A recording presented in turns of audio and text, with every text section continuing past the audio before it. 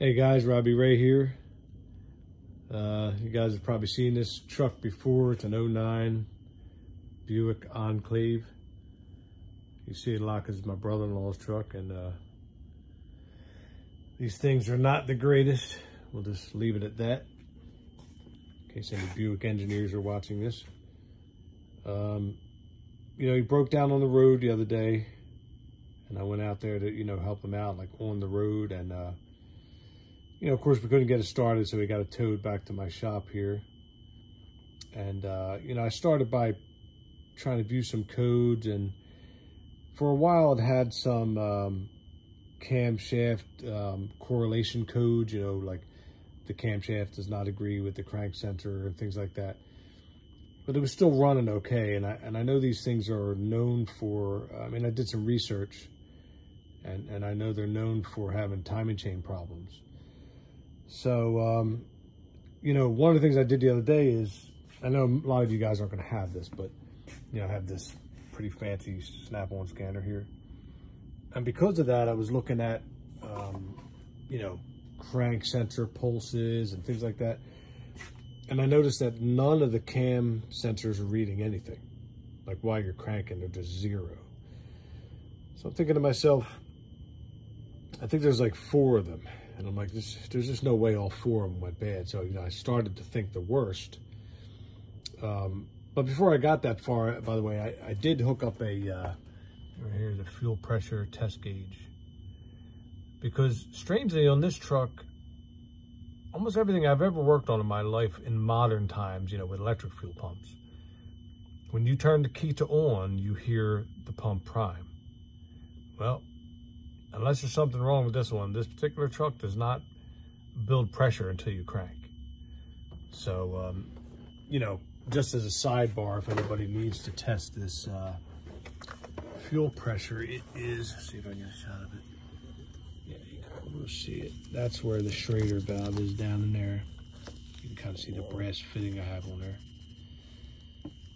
And it seems to be about 55 or 60. It'll be up to like 60 if he cranked. And as you can see, it's holding. Now at this point, I know for a fact this is not the problem with this truck, but I'll just add that tidbit in case somebody's working on that.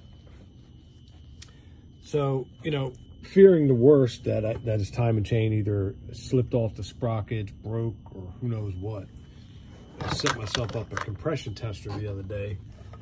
I'll have him crank it in a minute, but as you can see, 0, nothing. And just for the heck of it, I hooked up a vacuum gauge too. Because I hate to, you have to drop the whole engine cradle out of these vehicles to do this timing chain, or these timing chains. There's a couple of them. There's like 3 of them total. But I'm gonna have him crank it just so you guys can see. If you're working on one of these and you fear the worst and you don't have a scanner telling you what the cam sensors are reading, you can get yourself a compression tester like this. By the way, I don't know, there's, this thing, if you ever done your own plugs on these, you guys might know this, but, it has a big intake manifold covering most of this. See, there's a coil right there. They're kind of tough to get to, I thought this one was not too bad. It looks bad because it's back there, but at least it's wide open once you're back there, see it? So, if you do not have a compression tester, you can go old school. My dad did this for many years. He was a mechanic growing up. Is just stick your finger in the hole, in the spark plug hole, and have somebody crank it. And if it has compression, it'll pop your finger right out. And my dad's 80 now.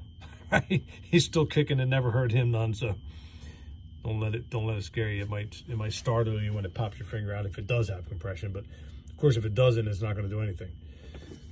But ideally, yeah, if you had a compression tester like this and you put it in your spark plug hole, and I'm going to get my man here to crank it in a second. You ready to crank, John? Yeah. All right, you guys are going to hear this. Now watch the gauge. Go ahead, John, crank. Yeah, nothing on compression. Nothing on vacuum. Okay, John. Thanks. So, guys, if you were to come up with these same readings, there's really only one explanation for that. I might, this intake manifold's pretty easy to pull off. you know, because in other words, you really get a look at the actual cams, you'd have to take off the intake manifold, and it's likely the valve covers are going to have to come off anyway. So I don't know. I might dig in a little bit deeper. I'd hate to take a motor out for nothing. I'm pretty sure that's exactly what's wrong with it, but I don't know, you're probably not going to see a cam down in there now. It's blocked off. So, you know, if you guys run these tests and come to the same conclusion as me, it's going to be likely going to be bad news. But if I find out anything otherwise, I'll post another video letting you guys know. Thanks for watching, guys. Take care.